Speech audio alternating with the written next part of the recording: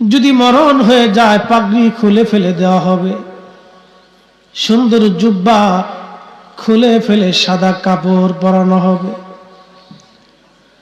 কোটি কোটি টাকার বাড়ি গাড়ি জমি সব কিছু আলাদা করে শূন্য হাতে শুধুমাত্র কাফনের কাপড় পরিহিত করে কবরে পাঠানো হবে রে ভাই। যমুনা গ্রুপের মালিক মরে গেল, বসুন্ধরা গ্রুপের মালিক মরার সময় ৮০,০০০ কোটি টাকা রেখে গেল, একটা পয়সাও কাফনের পকেট দিয়ে নিতে পারে নাই। ঢাকা শহরে সবচেয়ে মিসকিন যে ব্যক্তি, যার জীবনে ১ শতক জমিও নাই, সারা জীবন ভিক্ষা করে খাইল, তার জন্য ৩.৫ হাত জমিন যতটুকুন বরাদ্দ, ওই স্কয়ার কোম্পানি আর ওই বসুন্ধরা আর যমুনা গ্রুপের মালিকের জন্য একই জমিন, একই মাটি, একই মাটি, একই মাটি, একই জমিন, একই মাটি, একই মাটি, একই মাটি বরাদ্দ। আমরা বুঝি না ভাই। প্রশ্ন করবেন, হুজুর কি নিয়ে যাব শূন্য কাফন? এই কাফনের ভিতরে করে 2টা জিনিস নিয়ে যেতে হবে। 1 নম্বর ঈমান, 2 নম্বর আমল। ঈমান ও আমল, ঈমান ও আমল, ঈমান ও আমল, ঈমান ও আমল, ঈমান ও আমল, ঈমান ও আমল, ঈমান ও আমল। খারিজিরাও বলে আমরা ইমানদার, রাফিজিরা বলে ইমানদার, ওয়াহাবিরাও বলে ইমানদার, লামাযহাবিরা বলে ইমানদার, ওই যে আপনার কি বলে শিয়া, মুতাজিলা, জবরিয়ারাও বলে ইমানদার। সবাই দাবি করে ইমানদার, কিন্তু ঈমান আনতে হলে একমাত্র আকাইদে আহলে সুন্নাত ওয়াল জামাত ব্যতীত অন্য কোন আকীদায় ঈমান হবে না, হবে না, হবে না। কথা বলেন না কেন? কোন দল? জোরে বলেন। আহলে সুন্নাত ওয়াল জামাত, আকাইদে আহলে সুন্নাত ওয়াল জামাত, এর বাহিরে হাজার চেষ্টা করলেও ঈমানদার হওয়া যাবে। এই আকীদায় ঘুমিয়েছে ইমাম আহমদ, এই আকীদায় ঘুমিয়েছে ইমাম মালিক, এই আকীদায় ঘুমিয়েছে ইমাম শাফিঈ, ইমামুল আজম, এই আকীদায় ঘুমিয়েছে সাহাবী, তাবি, তাবি, তাবি, গাউসে পাক হুজুর মহিউদ্দিন আব্দুল কাদের জিলানী, হুজুর খাজা মঈনুদ্দিন চিশতি, হুজুর বাহাউদ্দিন নকশবন্দ, হুজুর মুজাদ্দিদ আল ফিসানি, হুজুর শাহজালাল ইয়ামানি, 360 আউলিয়া সহ অসংখ্য ওলিরা এই আকীদায় ঘুমিয়েছে। আপনি যদি আকীদার বাহিরে যান, সাতা কাজ হবে না বাবা। ইমানে আমলে, ইমানে আমলে, ইমানে আমলে। আল্লাহ বলেন, ইয়া আইয়ুহাল্লাযীনা আমানুত্তাকুল্লাহা হাক্কা তুকাতি। ঈমানদার রে, আমি আল্লাহকে ভয় করো, ভয় করার মতো। ওয়ালা তামুতুন্না ইল্লা ওয়া আনতুম মুসলিমুন। মুসলমান না হইয়া মইরো না, মুসলমান না হইয়া মইরো না, মুসলমান না হইয়া মইরো না। মুসলমান হতে হলে আপনাকে আগে আকীদায়, সহি আকীদায় আসতে হবে। আকাইদে আহলে সুন্নাত ওয়াল জামাতে না আসা পর্যন্ত প্রকৃত মুসলমান হওয়া যাবে না। কথা বলেন না কেন? মাঝে মধ্যে তো আপনাদের ইমান দোদুল্য হয়। বিরাট বড় মদিনার থেকে পড়ে এসে হুজুরি তো কি ওয়াজ করলো, আজহার থেকে পড়ে এসে হুজুর কি কইল, ও দেওবন্দ দারুম দুরুমতে পড়ে এসে কি কইল। মাঝে মধ্যে খুব পাগল হয়ে জানেন, কোথায় যাইতাম, কোন দিকে যাইতাম। এক কথাই শেষ, হুজুর গাউসে পাক যে আকীদায়, আমি সেই আকীদায়। কথা বলেন না কেন? এক কথাই শেষ। সারা পৃথিবীর সব আলেম, আজহারি, মাদানী, দেওবন্দি, পৃথিবীর সব আলেমকে যদি এক পাল্লায় দেন, হুজুর মহিউদ্দিন আব্দুল কাদের জিলানীর জুতা যদি আর এক পাল্লায় দেন ওনার জুতার ওজনের সমান হবে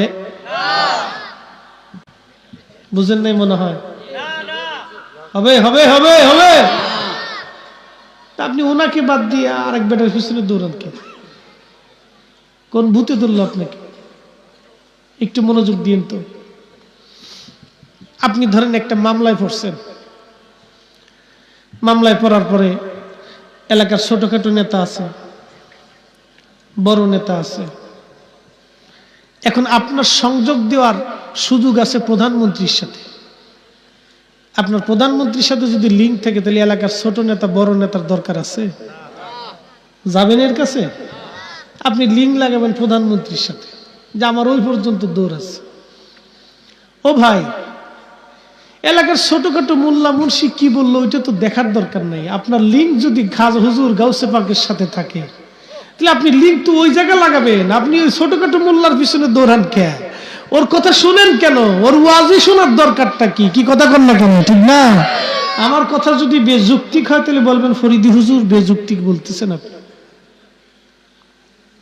কথার মধ্যে কোনো ভেজাল নাই বাবা আপনাদেরকে আমরা ওইদিকে ফিরিয়ে নেই ওদিকে ফিরিয়ে নেই কারণ ওনটা আল্লাহর নিয়ামত প্রাপ্ত বান্দা ছিল আমাদের জীবনের আমানতের খেয়ানত আছে আমাদের জীবনের আমলের ত্রুটি আছে আমাদের জীবনের গুস্তাখি আছে আমাদের জীবনে ভুল আছে আমাদের জীবনের পরহেজগারিতার অভাব আছে আমাদের জীবনের ইলমের শূন্যতা আছে কিন্তু এই সমস্ত আউলিয়া কিরামের জীবনের এইগুলির কোনো শূন্যতা নাই তাদেরকে আল্লাহ পরিপূর্ণ নিয়ামত দান করে আনআমাল্লাহু আলাইহিম মিনান নাবিয়্যিন ওয়াস-সিদ্দীকিন ওয়াস-শুহাদাই ওয়াস-সালিহিন আল্লাহ তাদেরকে নিয়ামত পরিপূর্ণ করে দুনিয়া থেকে আল্লাহর কাছে নিয়ে চলে গেছে ইহদিনাস সিরাতাল মুস্তাকিম সিরাতাল্লাযীনা আনআমতা আলাইহিম চালাও সে পথে যে পথে তোমার প্রিয়জন গেছেন চলি চালাও সে পথে যে পথে তোমার ওলিরা চলে গেছেন চলি চালাও সে পথে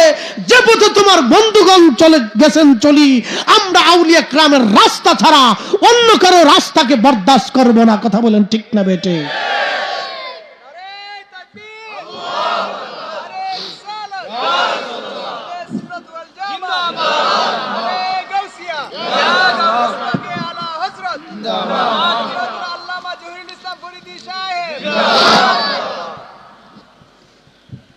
নতুন নতুন হুজুর আইয়া নানান মত দেখাইব আপনার নানান পথ দেখাইব নানান যুক্তি দেখাইব নানান মাসলা দেখাইব নতুন নতুন তথ্য দিব এত পাগল হওয়ার দরকার নেই প্রিয় মুসলমানেরা পৃথিবী থেকে চলে যাব আল্লাহর আদালতে প্রত্যেকটা মুসলমানকে আল্লাহর সামনে দাঁড়াইতে হবে শুধু কি আপনি আল্লাহর সামনে দাঁড়াবেন না আল্লাহ নবীর সামনেও দাঁড়াইতে হবে রে ভাই আপনি কি জানেন মাহশরের কঠিন দিনে আল্লাহর হাবিবের সামনে না দাঁড়ানো পর্যন্ত জান্নাতে যাওয়ার সুযোগ নাই এই উম্মতের শ্রেষ্ঠ ব্যক্তি হযরত আবু বকর সিদ্দিক রাদিয়াল্লাহু তাআলা আনহু যিনি উম্মতের শ্রেষ্ঠ ব্যক্তি পৃথিবীর সব উলামা ওলিয়া উলিয়া সাহাবী একমত আল্লাহর নবীর পরে এই উম্মতের মধ্যে যদি কারো দাম বেশি হয় তিনি সিদ্দিক আকবর আবু বকর ওনার নেক এক পাল্লায় যদি রাখা হয় সৃষ্টি সব উম্মতের নেক আর এক পাল্লায় দিলে আবু বকরের নেকের ওজনের সমান হবে না জোরে বলা যাবে কি সুবহানাল্লাহ সেই সিদ্দিক আকবর আবু বকর রাদিয়াল্লাহু তাআলা আনহু পর্যন্ত কিয়ামতের ময়দানে আল্লাহর নবীর সামনে ছাড়া জান্নাতে যেতে পারবে না পারবে না পারবে না পারবে না জামিউল মুজিজাতের মধ্যে লেখা হয়েছে হযরত সিদ্দিক আকবর রাদিয়াল্লাহু আনহু সিদ্দিক আকবর রাদিয়াল্লাহু তাআলা আনহু উনি যখন ইন্তেকাল করবেন ইন্তেকাল করার সময় হযরত আলী কাররামাল্লাহু ওয়াজহু রাদিয়াল্লাহু আনহুকে ডাক দেখা আলী রে আমার সময় ঘনিয়ে গেছে ছোট্ট একটা আরজি তোমার কাছে বলে যাই বলো কি আরজি প্রথম আরজি হলো আমার ইন্তেকালের পরে তুমি আমার নিজ হাতে গোসল দিবা বলে আলী রে তুমি আমাকে গোসল দেওয়াইবা। বলে হুজুর এত সাহাবী থাকতে আপনি আমাকে গোসল দেওয়াইতে বলেন, কারণ কি? বলে আলী রে শোনো, তুমি আমার নবীর ইন্তেকালের পরে তুমি নিজ হাত দিয়ে আমার রসুলকে গোসল দেওয়াইছিলা। ওই পবিত্র হাতের স্পর্শ যদি আমার শরীরেও লাগে রে আলী, তাহলে আমি আবু বকরের জীবন ধন্য হয়ে যাবে। একবার জোরে বলা যাবে কি মারহাবা।